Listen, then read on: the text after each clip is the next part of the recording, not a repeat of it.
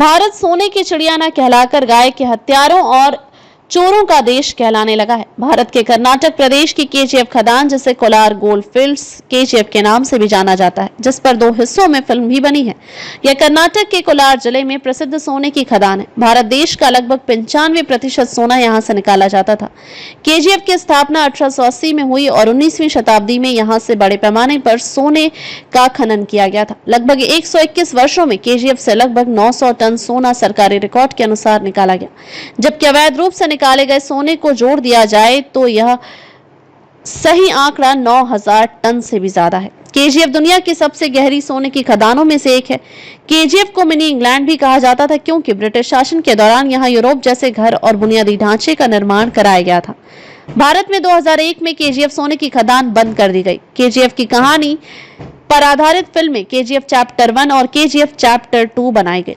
भारत की जनता उसी को देखकर मनोरंजन कर रही है, जबकि 9000 टन से भी ज्यादा सोना के केवल केजीएफ से निकलने के बाद भी आज केंद्र सरकार सहित देश के कई प्रदेश हजारों करोड़ के कर्ज में डूबे हैं। जबकि केजीएफ के अलावा भी देश में उड़ीसा और मध्य प्रदेश में सोने की खदानें हैं। मंदिरों में भी जो सोने के कमरे भरे पड़े थे, केंद्र और राज्य की सरकारें मिलकर उनकी भी चोरी कर रही हैं। केंद्र में कांग्रेस की सरकार के समय में दक्षिण भारत के पद्मनाभ मंदिर में कई कमरे सोना चांदी हीरे जवाहरात से भरे मिले थे, जिन्हें सांप निकलने सहित कई तरह की अफवाह फैलाकर बंद करा दिया गया था। बाद में इस सोने को चोरी छिपे निकाला गया और इसके हिसाब वाले लिखित दस्तावेजों को भी गायब कर दिया गया है। इसमें से 90% सोना चांदी हीरे जवाहरात चोरी करके निकाल लिए गए हैं।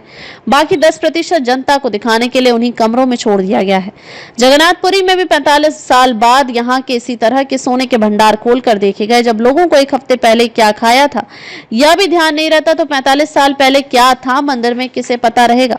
फिर चोरी में जो लोग चोरों का साथ नहीं देते, उनको मध्य प्रदेश के पूर्व मुख्यमंत्री शिवराज और पूर्व गृह मंत्री भूपेंद्र जैसे नेता हत्या करके निपटा देते हैं। इसलिए भारत में हजारों टन सोना होने के बावजूद भारत के लोगों को बेवकूफ बनाकर विदेशों से कर्ज लेकर सरकारें वो भी डकार लेती हैं और इसको चुकाने के लिए जनता पर टैक्स लगाकर उसे गधे की तरह बोझा ढोने वाला बनाए रखती हैं।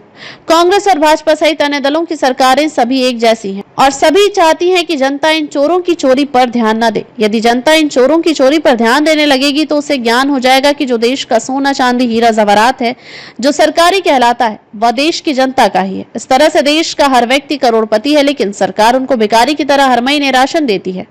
वह उसमें भी अपने आप को धन्य मानते हैं, जबकि भारत की सरकारों में बैठे लोग गाय के मांस को भी विदेशों में 1000 रुपयों किलो में बेचकर रुपए कमा रहे हैं। भारत में गाय को काटने वाले कत्लखानों की संख्या देश की झूठी आजादी के पहले 1947 तक 250 थी। अब इन कत्लखानों की संख्या लगभग 3600 हो गई है। इसलिए भारत सोने की चिड़िया न कहलाकर गाय के हत्यारों और चोरों का देश कहलाने लगा है, ऐसा इतिहास के जानकार सूत्र बता रहे हैं। खबर को शेयर फॉरवर्ड कर पूरे विश्व में पहुंचाकर विश्व गुरु भारत में सहयोगी बनकर आप भी बिना वर्दी के सैनिकों की तरह अपना कर्तव्य निभाइए। देश और दुनिया की ताजा और विशेष खबरों के लिए देखते रहिए सैनिक गर्जना न्यूज चैनल। नमस्कार।